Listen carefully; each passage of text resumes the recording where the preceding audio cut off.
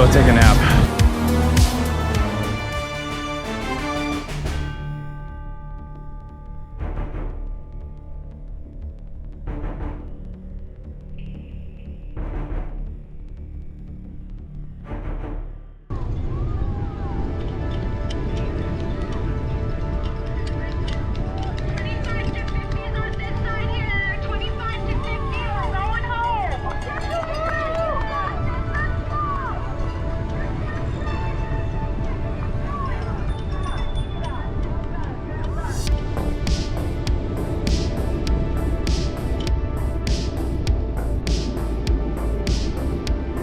So headed to the left of the fork, I went for my second trip up north to York Mills.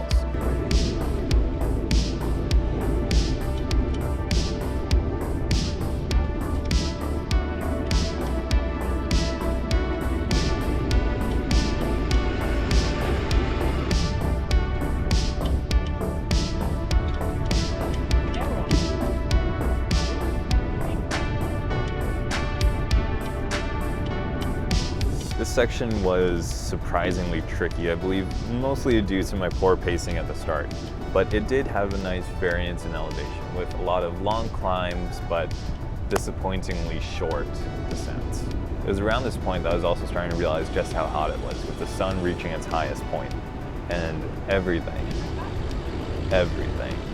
was cooking.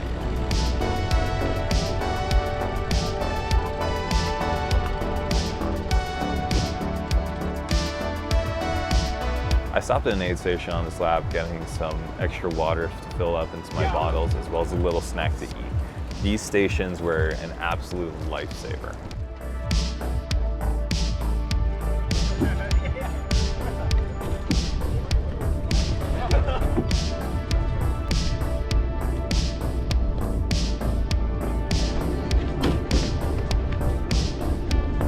Slipping back onto the DVP, these rolling climbs and descents that I had seen before had actually become quite enjoyable, and I was starting to understand the pacing for them, as well as the better understanding of when and where to shift.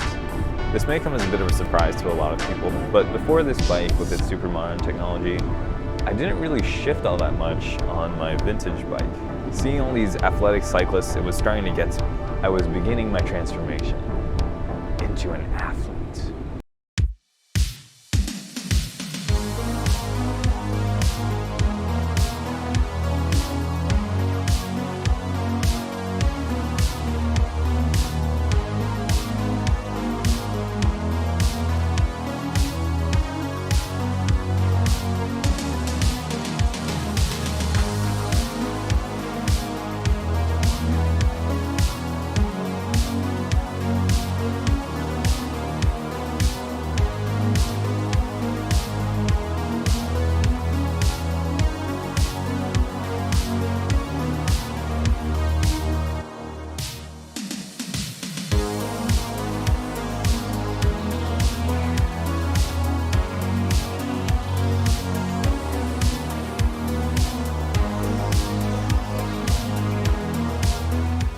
Okay, maybe not at all. But I was starting to translate some of the things I'd seen on GCN to my CCM. I figured we should probably do a quick overview on the bike that I'm doing this on. This bike is a Kijiji amalgamation of parts. The frame was a Canadian Tire CCM frame. The wheels are some very, very nice Mavic Axioms. The drivetrain is an L2 11-speed group set with a microshift 11 to 42 in the back and a Amazon 52-tooth front chainring. A lot of this bike is accumulated pieces that were able to be fixed and assembled into something working. Most of these pieces are below mid-range, but all of them were got at a steal. Also, to film this so that my hands are free and my body is not carrying any extra weight, I set up this selfie stick going off the seat post between the seat stays of my bike so I can get a nice wide view of the event.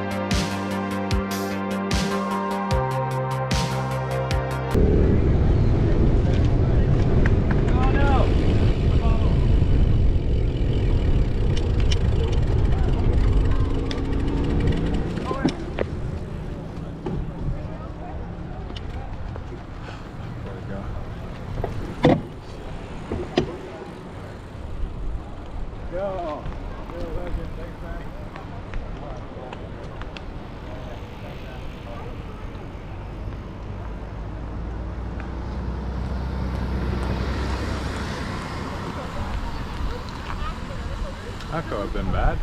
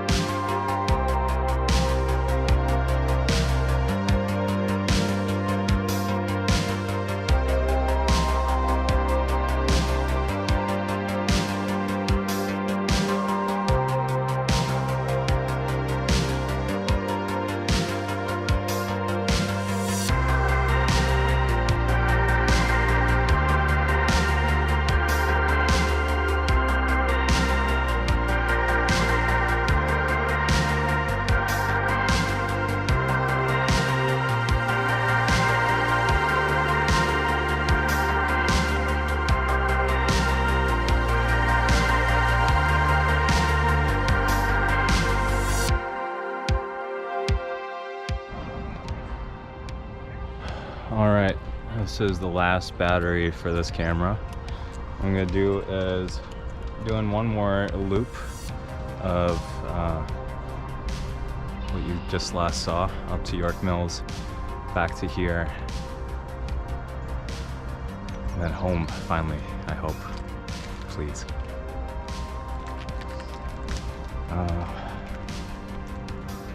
Big wipe.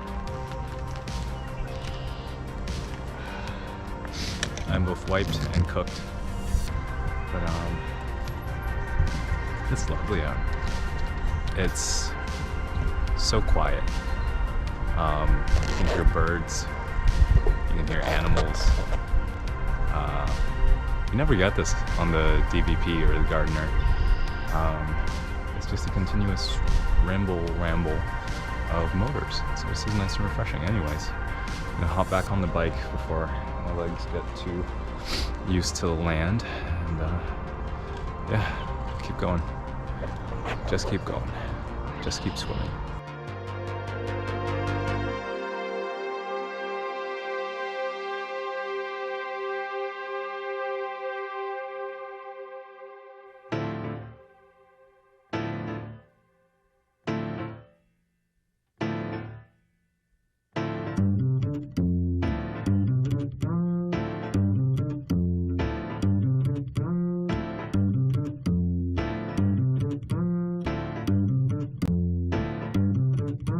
That uses up a lot of air. I can go into my legs.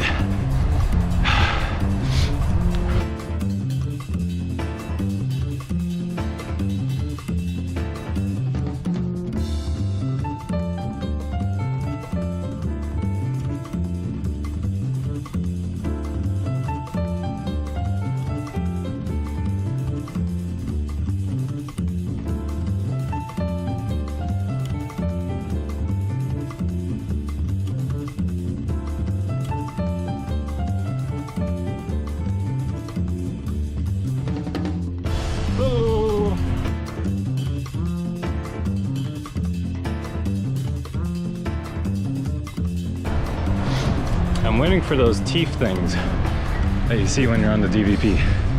Where are they? I swear they were around here. Did they grow legs and leave?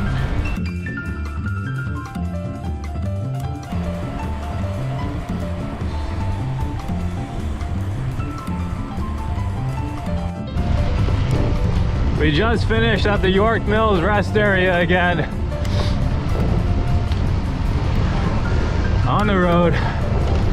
Hopefully this is the last leg, because I'm on my last legs. I am wiped. Yeah, it's getting to me. It's getting to me. I'm tired.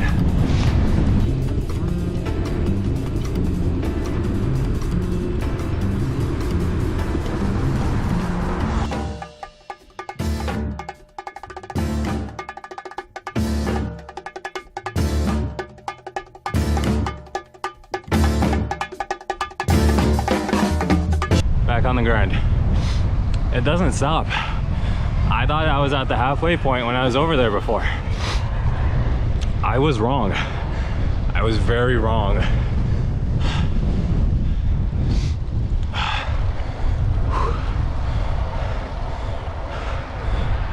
The struggle is real. Be back on later. I re-emerged somewhere from a daylight daze where the road had become two-dimensional and my legs wings. My mind had left my body and it was replaced with just a circle, a cycle, a revolution, spinning and spinning. Then I hopped back off my bike and set up the camera. I was ready to go hard, my mind refreshed, my legs reforged, my butt sore. I was ready to go full out. I started pedaling hard and I just did not stop. Last battery, last big hand separate.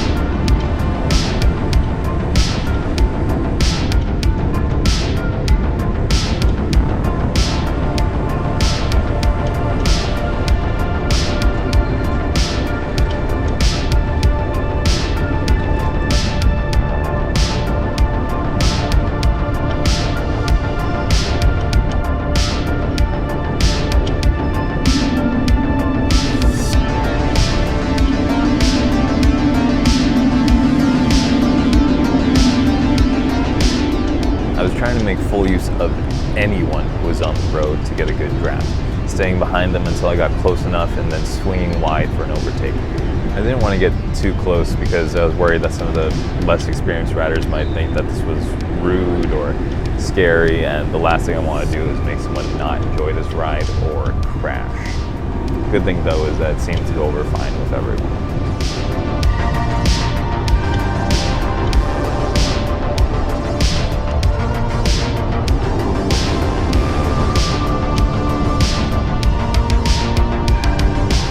Out of the corner of my eye, I could see this other rider who was behind me drafting. He was keeping pace, and I was trying to keep a good pace too. I was starting to get tired at this point, but a sense of childish pride just wouldn't let me give up the position to him. Yes, I know this isn't a rig. Anyways, I would make good use of that rider soon, as I had essentially carried him throughout the flat section, and now it was his turn to carry me up the steep on-ramp that feeds into the Gardiner. Even with the draft and the massive climbing gears on my bike, I was struggling up this incline.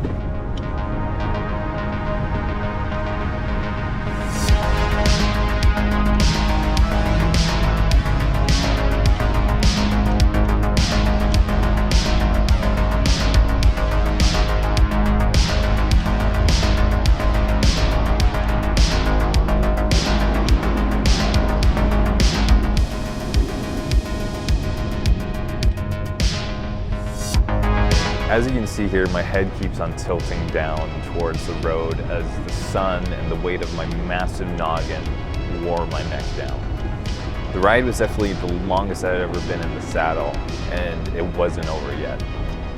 This last sprint felt both like an eternity and an instant. I couldn't feel my legs and I couldn't feel my lungs. The road was the only thing I saw as it passed on in the eternity of my memory.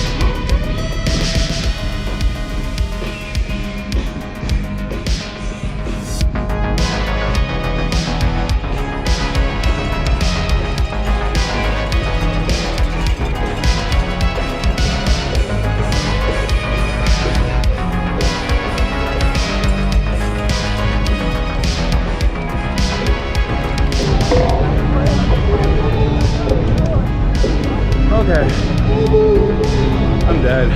That's all I got. Thank you for tagging along. This was Bike for Brain Health 2023. Funds raised to help research to combat dementia and Alzheimer's. I'm gonna go take a nap. Hope you have a good one. Remember, be kind. All right, bye.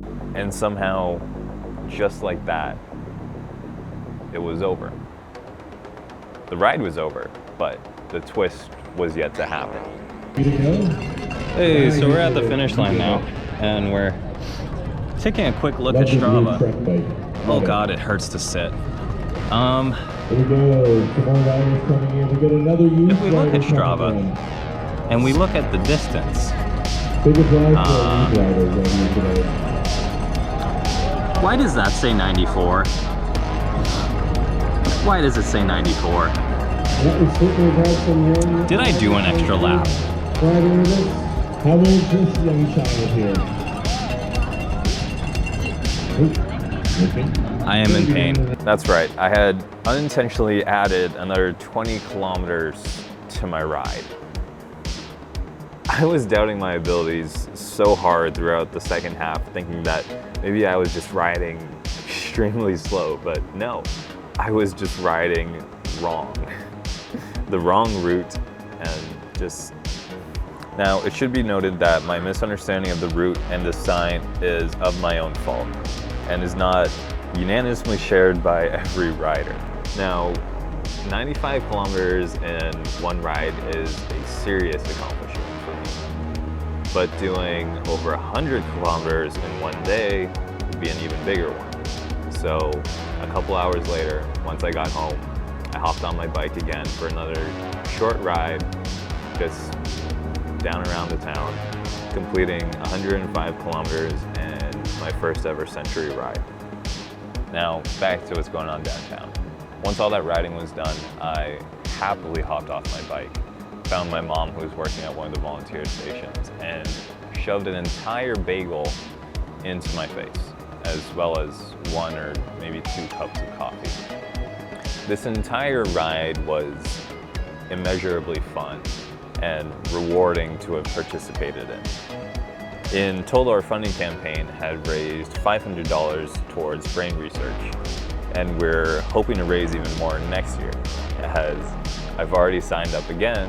I strongly suggest, if you are able to and you have the time to participate in this. There's no better way to see if you're really ready to tackle a long ride than if you try your hand here with all of the support and camaraderie that's on display.